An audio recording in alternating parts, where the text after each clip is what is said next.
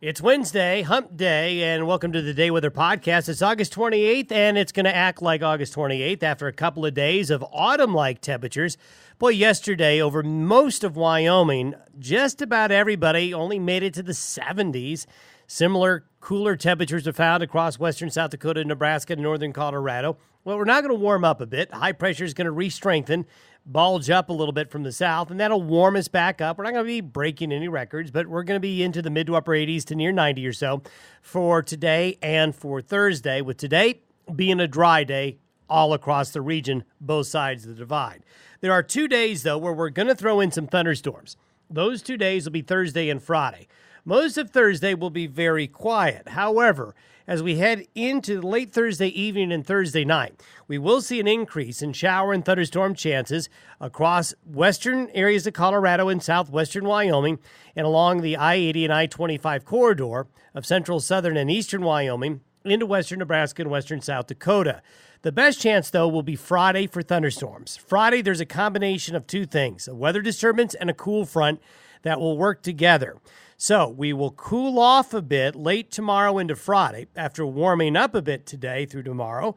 Then for the weekend, at the moment, Saturday, Sunday, and Labor Day Monday looks pretty not eventful. The weather is looking really good. The exception is Saturday, where we could have some straggling chances for a couple of thunderstorms Saturday afternoon in southeastern Wyoming and western Nebraska. We're not expecting very many of them, but Sunday and Monday look to be too warm and dry days. Essentially, what we see is a very typical, very average Labor Day weekend weather-wise coming up. Labor Day weekend of all the 3-day weekends usually does bring the best weather, and I think this year will be no exception. We'll just have to watch out for a few of those isolated showers and thunderstorms hanging on during the day Saturday. Now, so if you're planning a trip, some outdoor activities this Labor Day weekend, right now the weather looks to be very favorable.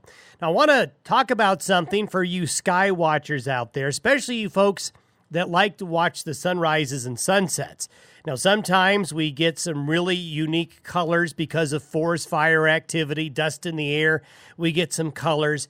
But some of you may have noticed there is a purple hue to some of our sundowns, especially those sunsets, but also the sunrises.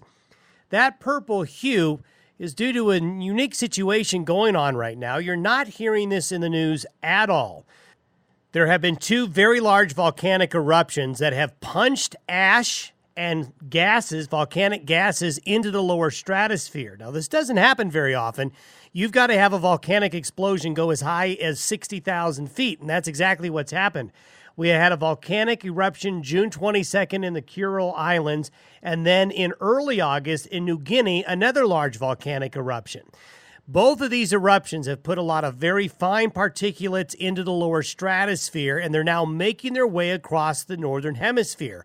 We also have volcanic gases into the mix, especially a little bit of sulfur. And what this is doing is causing a purple hue to be seen, especially during sundown in the western United States. This is being experienced, though, really all across North America. So if you're a keen sky observer, over the next several days, and really probably over the next couple of weeks, as this volcanic ash in the stratosphere and gases move across the globe, you're going to see a purple hue to the sunsets, but also some other colors as well. The fine volcanic aerosols in the lower stratosphere scatter blue light, which then mixed with ordinary sunset red produces this violet hue.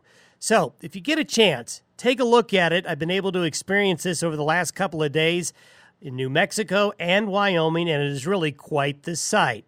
We are pretty spoiled with great sunrises and sunsets in this part of the country, but now we can add a little bit of a purplish hue to them. Talk to you on Thursday. Have a great Wednesday.